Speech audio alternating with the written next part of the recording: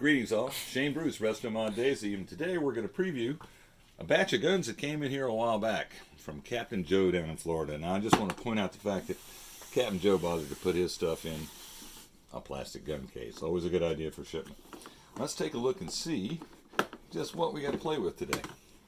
Well, we got some daisies, that's accepted, that's really expected when it gets right down to it. And by Jove, I think we've got two of them pretty similar. Let's find out. If you're wondering what you can do with those long socks you had that you couldn't find any use for, I think Captain Joe is pointing the way here. You can use them to rack your guns up when you put them in a box to send them off to me. Alright, what do we got? It's a daisy. Looking at the back end, it's a Model 94. And it is really, really pristine. Check out that imprint. The Daisy Model 94 carbine with the bullseye on the bull's head. That is so cool. This gun has also got the creed. What every boy that owns a Daisy pledges to do, the pledge. I'll use my BB gun to shoot all kinds of stuff and not tell anybody about it, but that's probably not what's on the buttstock. In terms of plastic shotgun, this is just super duper clean. Missing one bolt there. Trigger's in great shape. 3-star lever. Yeah, it's been polished down. That's very, very nice. Man, I tell you, if that ain't factory paint, it ought to be. That is really nice. Not a scratch, not a dent. Man, this gun was never played with. Look at that. It's got the high polish Latigo loop, and thankfully the leather strap isn't attached. Flip peep is flippy and peepy, but you can see where it's been abused in its life. See how that is no longer a 90-degree angle. And because it's a 94, it's got the fake spur hammer. Super duper cool. Let's see, front hook's in good shape. Imprint good. Let's see, I haven't got my glasses on. Does that say, what does that say? Does that say Plymouth? Oh, okay. No, I don't know. Hold on. I actually have to look at this. Yeah, Plymouth. Plymouth, Michigan. Yeah, and it's also got the roll stamp for... Yeah, where are your glasses, dude? Jesus. Yeah, I was poorly prepared. Come on. Yeah, Plymouth. There we are. Oh, yeah, and now this is licensed by Steven Schlesinger. So is it a Red Ryder? Yes, it is. The Model 94 Red Ryder. But it doesn't have a Schlesinger imprint on the carbine because this is a plastic stock model. But it does have that really cool logo with Red Ryder. It's kind of a departure from the standard Red Ryder logo that you'll see. Only fault I can find on the gun is it's got a kind of a hot doggy front end. Not in the world's best shape. Let's pull the bottle cap and see what's going on with that. I wonder if it's as clean as the rest of this gun is. Well, look at the paint on it. Jesus, this is like factory new. And you can still see that tiny little seam that runs from the BB retention screw down the bore, but that's very, very tight. I mean, there's not even any wear on the threaded section here. I doubt if the gun's been mounted that many times. Amazing. Let's put it back in the gun. And we'll cycle it once and see what's going on. We know there's no BBs in it. Why would Captain Joe send me a super duper pretty gun that doesn't appear to be needing anything more than hung on a wall? So we'll cycle it once. Oh, that's one stiff spring. Oh well, now I know why it's here. Compression chamber. Sounds like it's full of goo. So we'll mark this one down for disassembly and then refer back to the email. Here's another cool thing about the plastic stock guns. On the fore end of the infamous hot dog gun, it says it's a Daisy. And this one certainly is. And that's probably the best looking Model 94 I have ever seen. I mean, it's just glorious, missing one bolt. And here we have the two holes. This was actually set up as a candidate for a 303 scope, which had a side plate that would bolt into here and throw a little fake optic on top of it. Pretty cool stuff. Anyway, so that's gun number one. Let's march on down. Now, utilizing our Sherlock Holmesian deductive intelligence, we know that there's another 94 in here because there's a set of stocks that says 94. And this one does have the leather butt plate. And it looks pretty good too. There's one big old gouge on it right there, but And it looks like there might have been some corrective surgery done here. Let's see if we can get this. No, that feels like it's glued in there. It was glued in there, so we're going to leave it. And that probably is. No, the butt plate's firm. Well, some folks get particular. And this one is an example of a forestock that isn't hot dog. You'll notice how that one's nice and straight versus the gentle curve that the one on the gun there has got. And we have a lever. Now here is, wow, now that's different. This is a transitional high pivot lever. It doesn't have the frill on it that you'll notice you'll see on the current production guns and guns that were made after this. And it also has this suspicious hole drilled there. I'm curious as to why that is. The profile still looks good, although there's a bit of wear there, so it may have gotten worn down. They were getting prepared to do something about re-engaging the height on this so that the plunger assembly can go full length. So we'll go back to our what's in the sock game, and I'm gonna guess this is a Daisy Model 94 as well. I could be wrong. No, it's a 94. Now this is more what I'm used to seeing, although still prettier than most of the stuff I get. Let's see here, got a little run in our hose. Slide this off, and it's another 94. All right, now let's take a difference in the two. Instead of a painted finish, this has had the paint removed, and if you'll take a look at the surface finish on this, you notice that kind of looks like it's been brushed, and it's kind of odd color. It's kind of a greenish cast to it. I'd be willing to bet that this has been cold blued at some point in time.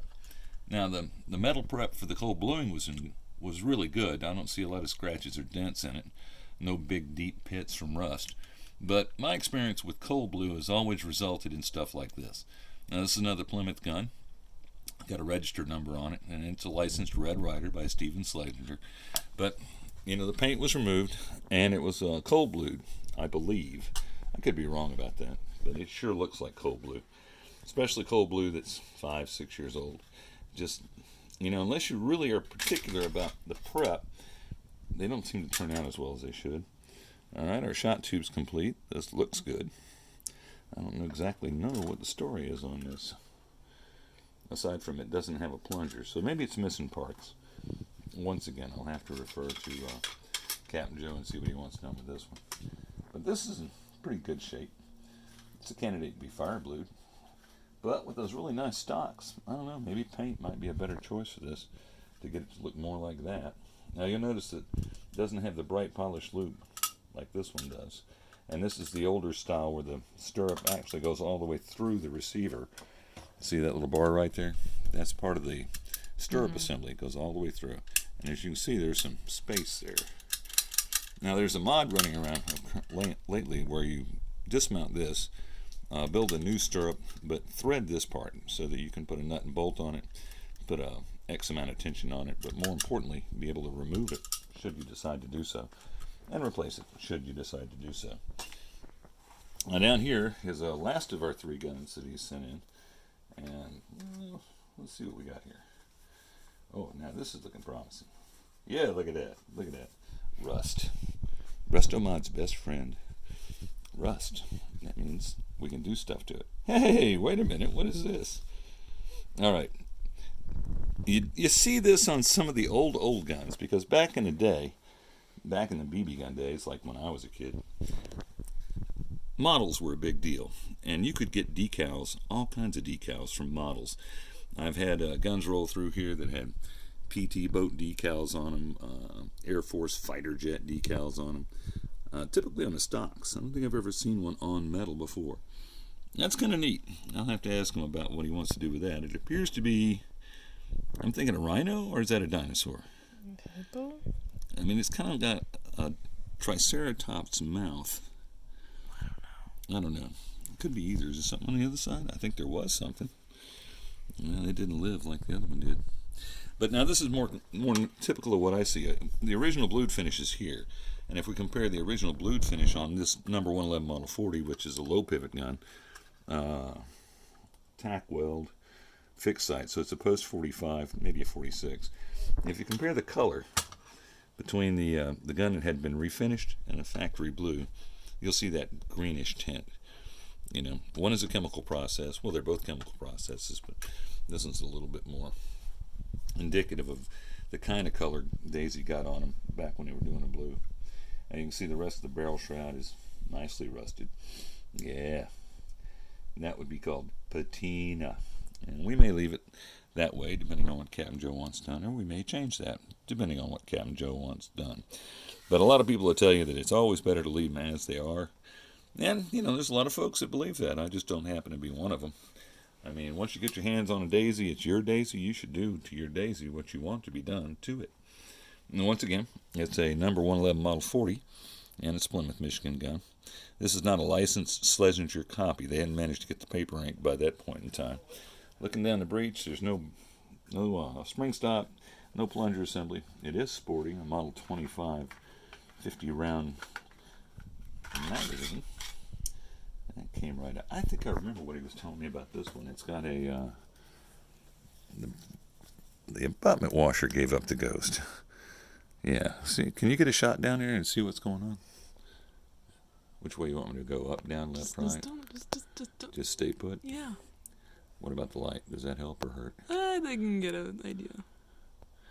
Well, if you look down there real close, you'll see that the tabs that hold the abutment washer in place are in their up position. They should be hooked over like this against the abutment washer, but this is an abutment washer. Excuse me. This is an abutment washer. This is the metal washer that sits in the gun like so. And you'll notice it's got a slot cut at the 3 o'clock or the 6 o'clock and the 9 o'clock position. There's a little metal tab that sticks up, and when it's installed, you use a metal rod to bend that gently over to lock it in place so that the washer itself cannot spin, because the washer is what the bottle cap threads into. So if it was in the gun, let's say theoretically, you've got 3 o'clock and 6 and 9 o'clock, so the shot tube will thread into the washer, and that's what secures it. So those two tabs are there to keep the washer from spinning around in the top of the column. It's an important part of what they do. And this one obviously has got the abutment washer, but the tabs are not bent. And I do recall him telling me that he was having issues getting that done. So my assumption is that's all that needs to be done here, is to get those tabs installed so the abutment washer is secure. I'm sure the rest of the gun is down in Florida where Captain Joe's at. Now, what else we got going on here? We have a sling. Well, that's nice. Maybe I'm supposed to install that. We'll find out. And, ooh, trademark shark tooth. There we go. If you guys need shark teeth, I know a guy in Florida. He's got tons. And let's see. We have a mystery bag over here. Let's see what's in here. This might be instructive. But, you know, once again, everything was packaged nicely. And, you know, it's separated. There's no real confusion about what's here. Oh, it's gun parts. And this is for the 94. So that's for this bad boy. And that goes with the stock. It's got the trigger. Got the rear peep sight. Spring stop. Everything's here. Including, if you'll note, washers. Those are not so common. And this little guy is actually the screw that secures the rear sight to the rear sight assembly on top of the receiver right there. It goes in that little hole just in front of the elevator. So I think we probably need to get a plunger assembly for this, because that's what it does not have. All right. Anyway, we'll get that all squared up with Captain Joe and figure out what he wants done, and then move on with the project. And that's the tour for today. But I would like the subscribership to please note the nice packaging on this particular piece. Well done indeed. Most of the time stuff shows up here in a cardboard box, sometimes purposefully packed, sometimes just tossed in willy-nilly. If they get here, and they get here intact, that's all good. But I do like to see properly packaged equipment when it arrives. All right, kids, that's all we've got for you today. 3-gun preview. This is Shane Bruce with Restomod Daisy, signing off.